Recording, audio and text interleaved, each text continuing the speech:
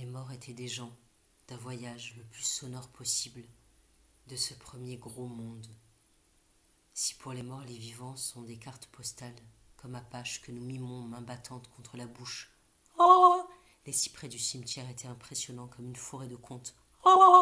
J'ai marché entre les tombes, les pommes de pin, et comme les fleurs se donnent des noms, la mort, la grande fulgurante, se donnait elle aussi des symboles. J'ai marché entre les colonnes brisées, entre les vies courtes des morts. C'était beau qu'il y ait des virages dans un cimetière et que la mort aille pas tout droit. La rose était sur la tombe dans son vase boule sans tige, bouton tout ouvert, elle flottait comme un nénuphar. Les morts aussi étaient des vivants sans plus la tige, allongés. Mais souvent, le symbole n'était pas suffisant. Il fallait quelque chose d'autre. Peut-être deux à la fois plus grave et plus naïf. Si la mort souffle nos voix dans ces points terribles de suspension, quand juste avant nous vibrions comme des virgules, comme des canetons, les morts faisaient leur toute petite colline sage grise, et pendant que les morts depuis 1000 ans mouraient, l'arbre poussait, suçant sa sève, des âmes par terre tombaient comme à l'automne les feuilles. L'enfant a demandé comment on meurt. Et son père a répondu comme déjà il avait dit pour les bébés, il a dit les morts naissent dans les choux. Le fils avait beaucoup d'autres questions qui commençaient par exemple par pourquoi.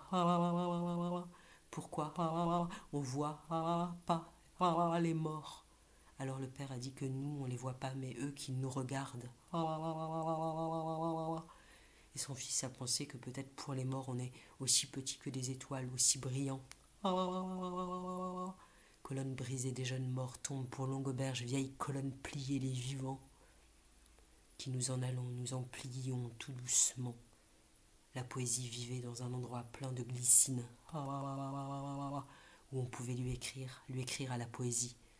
La poésie vivait au 18e étage. Et souvent l'après-midi, après être sortie, la poésie rentrait, c'était voilà sa vie. Dehors du cimetière et dehors de la poésie, on réapprivoisait nos symboles. On écrivait C blanc sur du C blanc. On écrivait Jésus is dead. Et je le disais U-E-N-U-S is dead. À cause de la guerre troisième et mondiale, sans doute, quelque part qui couvait. Quand les oiseaux devraient éviter nos bombardements. J'ai marché et compté.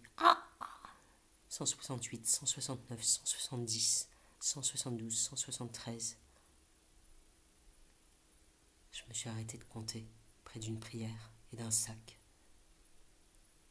Si un homme, c'est une pierre sur une pierre, et un mort du ciel sur une âme, loin haut où Dieu et mort se regardent, et les morts voient la colonne brisée, que Dieu